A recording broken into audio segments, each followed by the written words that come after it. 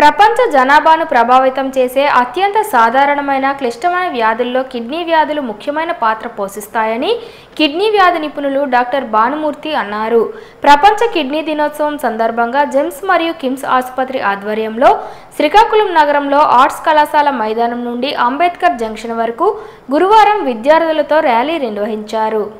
ఈ కార్యక్రమంలో ముఖ్య అతిథిగా పాల్గొన్న డాక్టర్ భానుమూర్తి జెండా ఊపి ర్యాలీని ప్రారంభించారు. అంతకన్నా ముందు ఆర్ట్స్ కళాశాల మైదానం మెడికల్ క్యాంపు నిర్వహించారు.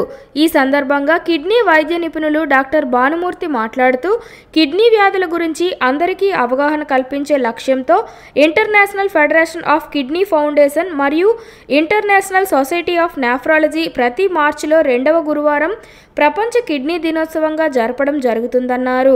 మూత్రపిండాలు రక్తం నుండి వ్యర్థ ఉత్పత్తులను ఫిల్టర్ చేసి ద్రవాలు మరియు ఎలక్ట్రోలైట్లను సమతుల్యంగా ఉంచే ముఖ్యమైన అవయవాలు అని, మూత్రపిండాలు ఆరోగ్యాన్ని సరైన రీతిలో కాపాడుకోవడానికి ఏం తినాలో ఏమి నివారించాలో తెలుసుకోవడం ముఖ్యమన్నారు.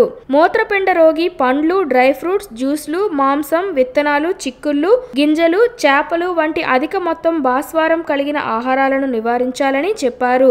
నురగతో కూడిన మూత్రం, కళ్ళు, కాలువాపు, అధిక రక్తపోటు, ద్రవ నిలుపుదల, శ్వాస ఆడకపోవడం వంటివి మూత్రపిండాల వ్యాధి లక్షణాల్లో కొన్ని అని వివరించారు. ఆరోగ్యమైన ఆహారం తీసుకోవడం, హైడ్రేట్గా ఉండడం, క్రమం తప్పకుండా వ్యాయామం చేయడం, ఒత్తిడిని నిర్వహించడం వల్ల మూత్రపిండాలు దెబ్బతినే ప్రమాదాన్ని తగ్గించవచ్చు అన్నారు. ఓ కుటుంబంలో ఏ ఒక్కరికి మూత్రపిండాల వ్యాధి ఉన్నా ఆ కుటుంబంలో అందరూ స్క్రీనింగ్ టెస్ట్ చేయించుకోవాలని సూచించారు. మూత్రపిండాల వ్యాధిపై జెమ్స్, కిమ్స్ ఆధ్వర్యంలో పెద్ద ఎత్తున అవగాహన కార్యక్రమాలు చేపట్టడం జరుగుతుందని వెల్లడించారు.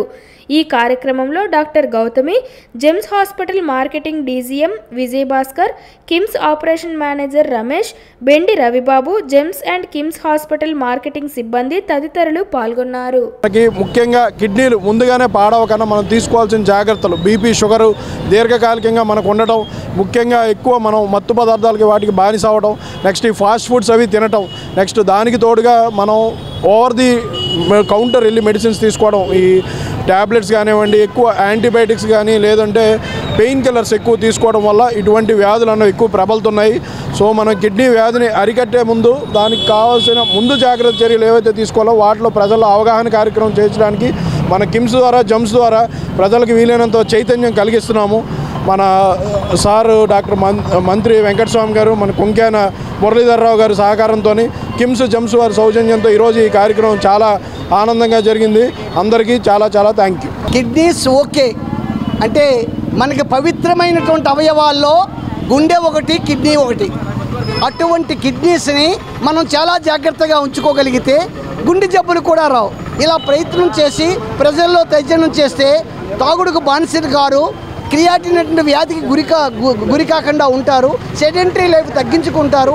ఈ విధమైనటువంటి సహకారాలు అందించడానికి జెమ్స్ అండ్ కిమ్స్లో ఉచితంగా తనిఖీలు చేస్తారు. వాళ్ళు చేసే సేవలు అందుకోమని ప్రజలకు చైతన్యపరచడానికి ఈ ర్యాలీని నిర్వహించారు జెమ్స్ వారు, కిమ్స్ వారు.